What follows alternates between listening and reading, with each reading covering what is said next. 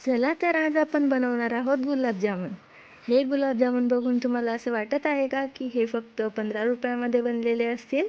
तर यासाठी आपण वापरणार आहोत गिट्सचे मिनी गुलाबजामुन प्रीमिक्स. हे प्रीमिक्स फक्त 15 रुपयामध्ये मिळतात. प्रीमिक्स मी एका बाउलमध्ये काढून घेतलेले आहे. यामध्ये दूध किंवा पाणी टाकून मिक्स करून घ्यायचे आहे. गुलाबजामुनचे पीठ जितके नरम भिजवलेले असेल गुलाबजामुन तितकेच छान बनतात. ज्यावेळी आपण जास्त प्रमाणात गुलाबजामुन बनवत असतो त्यावेळेस थोड्या वेळानंतर हे पीठ कडक होत चालते, तेव्हा यामध्ये परत थोडेसे दूध टाकून त्याला नरम करून घ्यायचे आहे. त्यामुळे गुलाबजामुन बनवताना त्यांना तडा जात नाही. पीठ 10 मिनिटे मुरेपर्यंत पाकाची तयारी करून घेऊ. त्यासाठी आपल्याला एका पातेल्यामध्ये 2 कप पाणी आणि 1.5 कप साखर टाकायची आहे.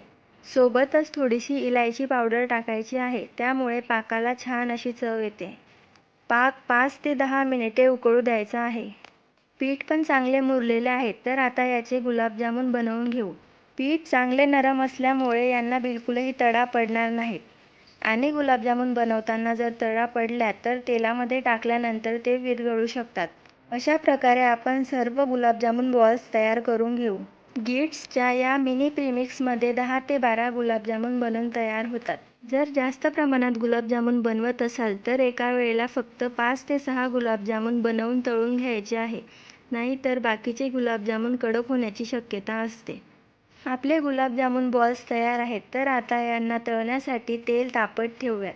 तेल आपल्याला खूप जास्त नाही तापू द्यायचे. तेल जर खूप जास्त तापलेले असतील तर गुलाबजामुन फक्त वरतून तळले जातील आणि आतमध्ये कच्चे राहतील.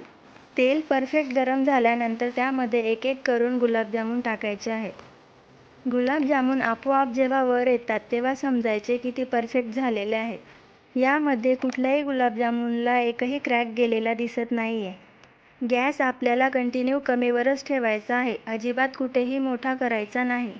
आता इथे गुलाबजामुन आपल्याला फक्त साईडने हलवायचे आहेत, जेणेकरून ते सर्व बाजूने व्यवस्थित तळले जातील.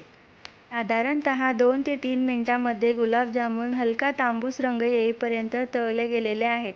यांना अजून 1 ते 2 मिनिटे तळून घ्यायचे आहेत, जेणेकरून ते आतपर्यंत तळले जातील. जर तुम्ही चॅनलवर नवीन असाल तर अशाच नवीन आणि सोप्या रेसिपीजसाठी चॅनलला सबस्क्राईब करायचे विसरू नका. गुलाबजामुन मस्तपैकी तांबूस रंगाचे तळले गेलेले आहेत. आता गुलाबजामुन गरम असतानाच आपल्याला गरम पाकामध्ये टाकायचे आहेत. जेव्हा आपण गरम गुलाबजामुन गरम पाकामध्ये टाकतो तेव्हा तो पाक गुलाबजामुनमध्ये आतपर्यंत मुरतो. गुलाबजामुन पाकामध्ये टाकल्यानंतर त्याला चमच्याने व्यवस्थित असे हलवून घ्यायचे आहे. त्यानंतर त्यावर 5 ते 10 मिनिटे झाकण ठेवून झाकून द्यायचे आहे. 10 मिनिटांनंतर पाक मस्त आतपर्यंत मुरलेला आहे. हे गुलाबजामुन एका बाउलमध्ये काढून घेऊ. तर बघा किती मस्त गुलाबजामुन बनून तयार झालेले आहेत. यावर आपण थोडेसे ड्रायफ्रुट्स टाकून घेणार आहोत, जेणेकरून गुलाबजामुनची टेस्ट अजून वाढेल.